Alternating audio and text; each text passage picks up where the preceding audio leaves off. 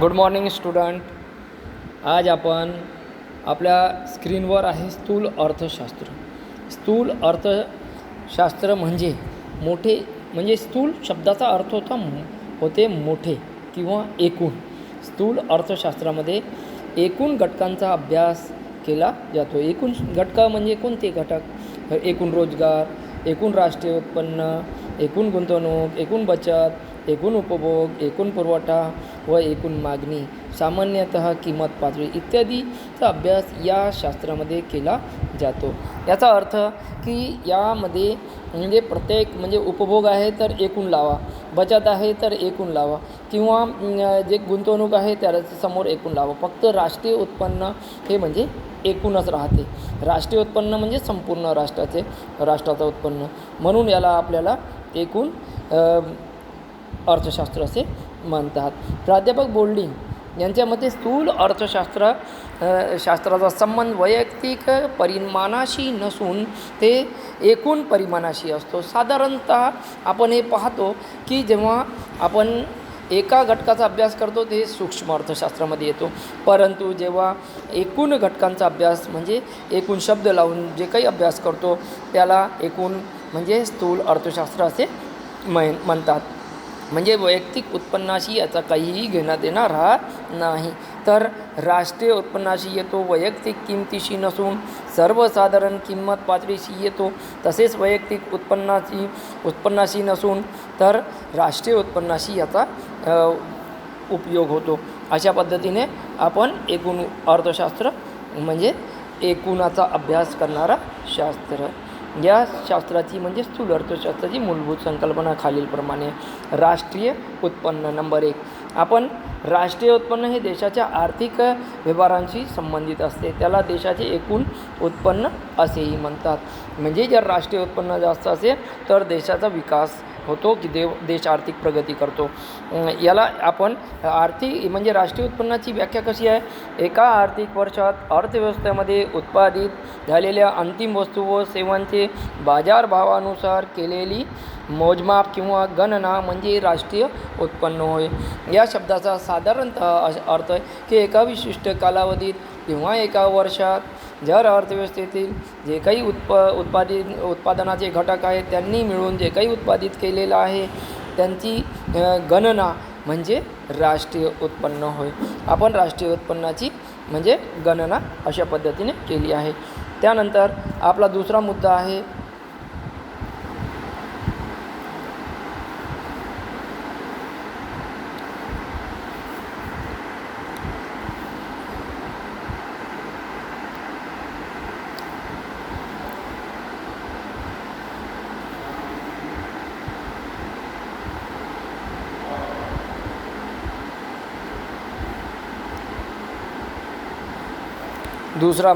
बचत.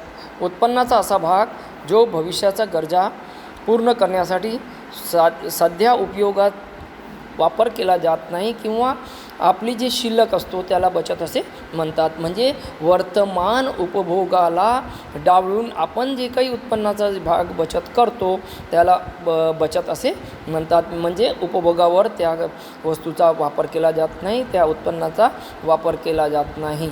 जो चालू उपभोगावर खर्च केला जात नाही त्याला बचत असे म्हणतात. आणि तिसरा मुद्दा आहे गुंतवणूक.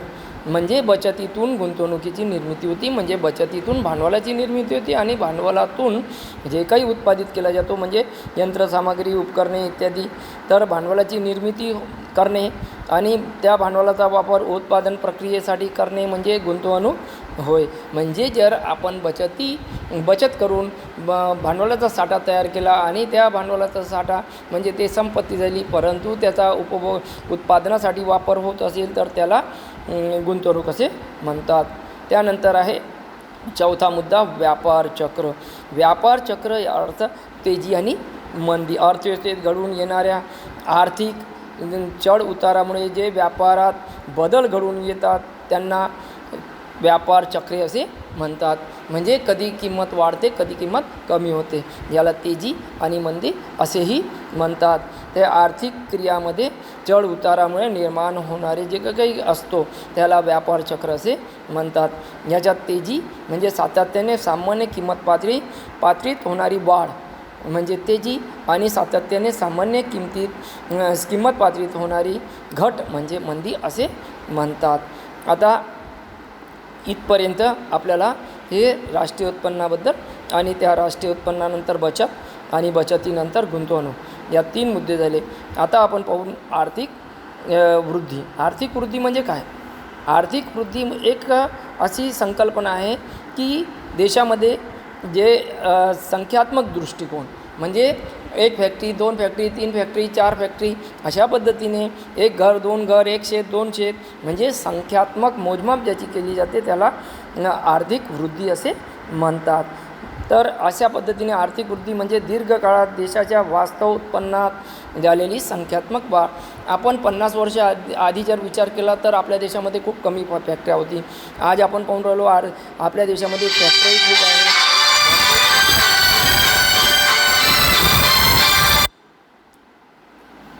भरपूर फॅक्टऱ्या आहे आणि भरपूर रोजगाराचे साधन आहे. म्हणून आपण पाहतो की याला आर्थिक वृद्धी असे म्हणतात. परंतु आर्थिक विकास हे नेक्स्ट पॉईंट म्हणजे 6वा पॉईंट. आर्थिक विकास ही व्यापक संकल्पना आहे. हे गुणात्मक दृष्ट्या संख्यात्मक नाही. तर इथे जे काही म्हणजे गुणात्मक याचा अर्थ काय होतो की कल्याणाचा विचार केला जातो. या दृष्टिकोनातून म्हणजे जसा आर्थिक एखादी फॅक्टरी आहे तर फॅक्टरीचा वापर करणे म्हणजे संख्यात्मक. परंतु जर शिक्षणाचा, आरोग्याचा किंवा अशा पद्धतीने बदल होत असेल तर त्याला विकास असे म्हणतात. कोणत्याही उत्पादनात जेव्हा आर्थिक आपण आपल्या देशामध्ये पहिले शिक्षित नव्हते पण आज शिक्षण क्षेत्र जास्त मोठा झाला आहे आणि सगळेजण शिक्षित झालेले आहे. याला आर्थिक विकास असे म्हणतात. अशा पद्धतीने आर्थिक विकासाबद्दल चर्चा केली आपण. मी तुमच्यासमोर एक फरकही स्पष्ट करतो की आर्थिक विकास म्हणजे काय. इथे आर्थिक वृद्धी आणि आर्थिक विकास. आर्थिक वृद्धी म्हणजे देशाच्या वास्तव उत्पन्नात होणारी वाढ. आर्थिक विकास म्हणजे देशाच्या आर्थिक वृद्धीबरोबरच महत्त्वपूर्ण आर्थिक घटकांच्या परिवर्तनशील म्हणजे लोकांचा कल्याण कसा होईल शिक्षणाच्या माध्यमातून किंवा लोकांना रस्ते, कालवे, घर या सगळ्या फॅसिलिटी प्राप्त करून त्यांना जे विकास होतो त्याला आर्थिक विकास असे म्हणतात. वृद्धी हे संकल्पनात्मक आहे परंतु विकास हे एक अशी संकल्पना आहे ज्याच्यात गुणाचा विचार केला जातो. म्हणून इथे स्पष्ट केलं आहे की आर्थिक विकास हे संकल्पना आर्थिक वृद्धी ही संकुचित संकल्पना आहे. तर आर्थिक विकास ही संकल्पना व्यापक आणि गुणात्मक स्वरूपाची आहे. त्यानंतर आर्थिक वृद्धी विकासाशिवाय शक्य नाही. आपण विकास म्हणजे काय? 1 फॅक्टरी, 2 फॅक्टरी, 3 फॅक्टरी अशा पद्धतीने विकास हे एक अशी संकल्पना आहे विकासाशिवाय वृद्धी होऊ शकत नाही. परंतु आर्थिक विकास हे वृद्धीशिवाय शक्य आहे. आपल्या देशामध्ये सामग्री कमी असली तरी आपण लोकांचा राहणीमान वाढवू शकतो, शिक्षणाचा दर्जा वाढवू शकतो. म्हणून याला आर्थिक विकास असे म्हणतात. आणि त्यानंतर नेक्स्ट पॉईंट आहे आर्थिक वृद्धी. ही एकांगी संकल्पना आहे. आर्थिक वृद्धीमध्ये फक्त म्हणजे वाढ याच टॉपिकवर जास्त भर देण्यात आलेला आहे. परंतु आर्थिक विकास हे सर्व समावेशक संकल्पना आहे. याच्यात समाजामध्ये राहणाऱ्या लोकांचा म्हणजे राहणीमान किंवा शिक्षण, आरोग्य या प्रत्येक बाबीचा अभ्यास इथे केला जातो. त्यानंतर आर्थिक वृद्धी ही स्वयंस्फूर्त व प्रतिगामी होणारे बदल आहे. म्हणजे स्वयंस्फूर्त म्हणजे स्वतः आपण त्यामध्ये बदल करतो, दुसरा कोणीही बदल करत नाही. परंतु आर्थिक विकास हे पुरोगामी आणि म्हणजे आपण बदल करू शकत नाही तर याला सरकार महत्त्वपूर्ण कारण ठरतो. तर अशा पद्धतीने आपण हा टॉपिक इथपर्यंत घेतो आणि यानंतर आपण थोडा थांबू.